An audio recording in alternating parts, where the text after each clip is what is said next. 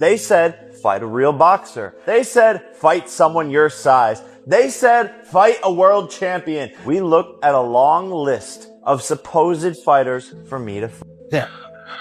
Good. Right hand. Good. Right hand. Good. Right hand. That's the shot. See? If he comes in there, that's it over. You see what I mean? You don't have to do that or come out. Just boom, drop the chin. Good. Left hook high now and then just roll my right hook. Good. Too low. That, oh, this happened, that happened. So it's the name of my career is criticizing me and then making excuses after I do the impossible or no way. With only 4 weeks left before Jake Paul and Anthony Joshua step into the ring, both fighters appear to be pushing themselves to their absolute limits. Jake is grinding through intense training sessions, heavy sparring, and conditioning work as if this is the most important fight of his life. Joshua, on the other hand, looks sharp, powerful, and completely locked in, showing zero signs of underestimating Jake.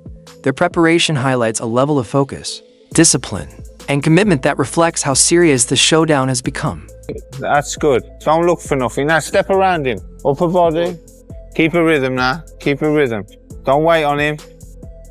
The Jake Paul versus Anthony Joshua fight approaches. Predictions are pouring in nonstop, and Joey Knight has issued one of the strongest warnings yet. He argues that Jake is taking the fight largely because it offers massive attention, viral exposure, and global viewership, and Jake knows how profitable these kinds of matchups can be. But Joey cautions that Jake is crossing a dangerous line by stepping in with someone as explosive and experienced as Anthony Joshua. He stresses that this is not like Jake's previous opponents. Joshua is a true heavyweight whose punches can end careers in a moment.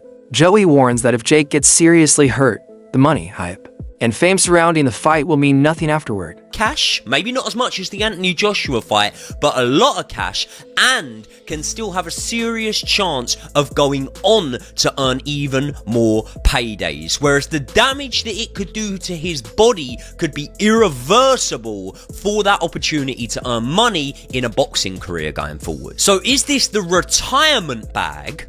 Or do you actually think you can win? Because I read a study recently, and I believe it said something along the lines of men overemphasize or overcalculate their ability to fight by about 500 times. And I'm saying Jake Paul would probably need to be 500 times better to stand a chance against Anthony Joshua. And I can't get how he doesn't already know this. Surely he has sparred with heavyweights. Surely the recent sparring that he had with the likes of Shakur Stevenson and with the likes of Ray Ford, amongst others, Badu Jack, surely that would have taught you that there are levels to boxing. And if these small guys are able to show you things that you had no idea that you were vulnerable to in a boxing ring, what happens when someone who hits 4, 5, 6 times as hard as that does the exact same thing to you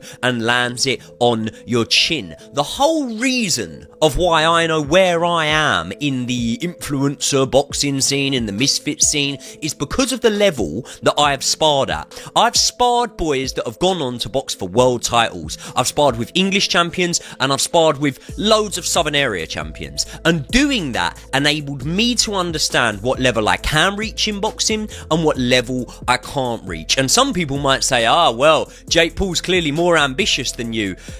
There's no reason for him to be, because he's not a better pound for pound boxer than me. So there really is no reason. And that really does make me think that one of two things have happened. Jake Paul has never ever had serious elite. Analyst Adam Catterall and Nick Pete were quick to highlight the overwhelming gap between the two fighters, making it clear they see the matchup as completely one-sided.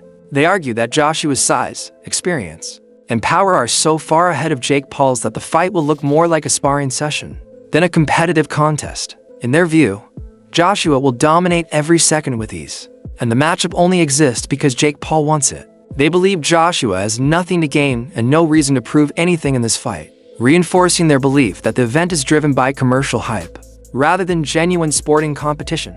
The domestic rankings in America, and he might even make top 50. He might make top 50. If you pick him right, great. But if you put him in with meritocracy and put him in rankings and actually make him fight the number 49 guy in America or try and climb up, he's going to get found out because he's a nutter novice. Now, I speak from experience here. I did an exhibition bout with Shane Neary, a former world champion, and I was fucking 2 or 3 stone bigger than him. I was 5 inches bigger than him, very similar to AJ and Jake Paul. And I was a novice. I'd boxed, sparred and moved around my whole life, but I'd never been in a competitive fight. And we did it for charity. And we did 3 rounds. And at the end of it, I realised, and I knew it going in, that Shane Neary controlled pretty much every second of those 3 minutes. Pretty much every second he controlled. He put the pressure on me in 1 round, he hit me with the body shot in the 2nd round, and he caught everything I threw at him in the 3rd round when he said, go on, try and knock me out. Caught everything. And, you know, in a similar vein, Anthony Joshua controls every second of this fight that he wants to control, because he comes from a certain level of stock that Jake Paul can't shortcut his way to. This fight is happening because Jake Paul sees the name Anthony Joshua and has probably gone. It's that conversation in the schoolyard, isn't it? What would you do for what would you do for $1 million? What would you do for 2 million? What would you do for 10 million? What would you do for 100 million? Would you let Anthony Joshua punch you in the face for 100 million notes? Yeah, I fucking would. Absolutely, AJ. Step up, mate. Take your best shot. Wake me up in the hospital. Cha-ching. Isn't Jake Paul doing the same thing? Getting 100 million quid off Netflix to let Anthony Joshua punch him in the face. Right.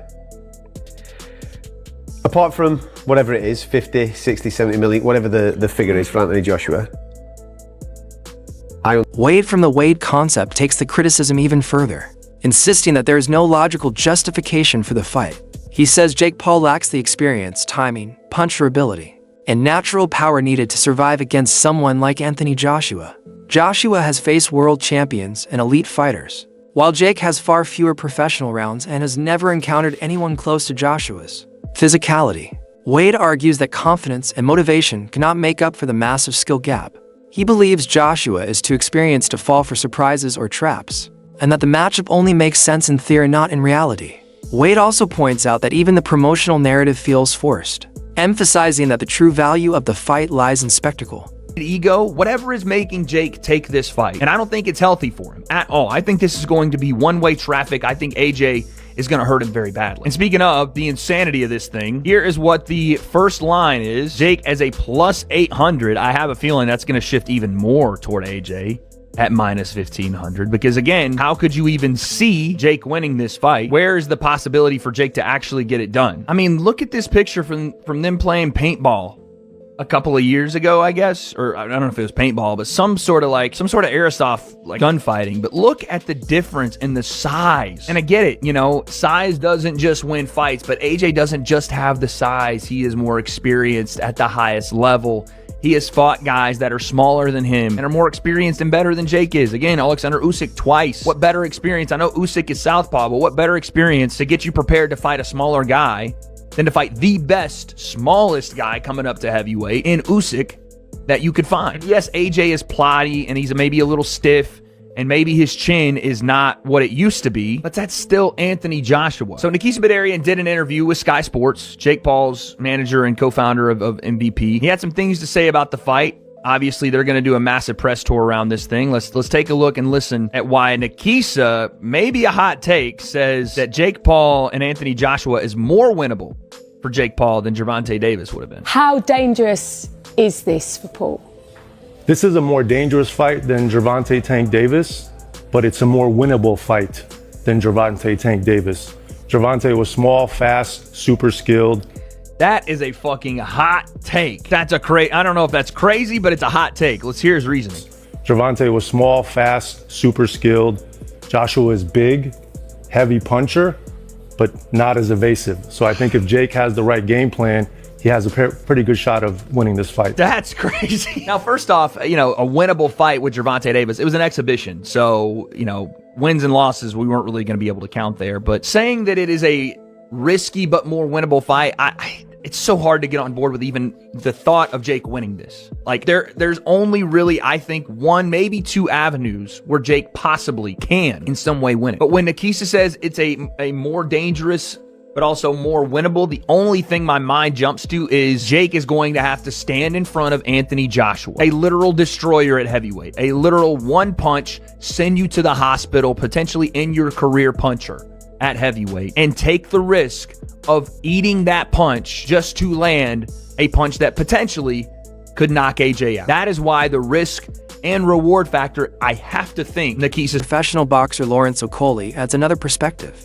offering Jake Paul sparring help, but admitting the mismatch is still undeniable. He notes that Joshua is not the type of fighter who recklessly chases a first-round knockout. Instead, Joshua is methodical, calculated, and patient, adjusting his pace based on the opponent. However, Okolie warns that even if Joshua takes a measured approach, Jake Paul would still struggle to survive the pressure, power, and experience Joshua brings. Jake would need to slow the fight down, absorb heavy shots, and endure a level of intensity he has never faced before. According to Okolie, even a cautious version of Joshua remains overwhelmingly superior.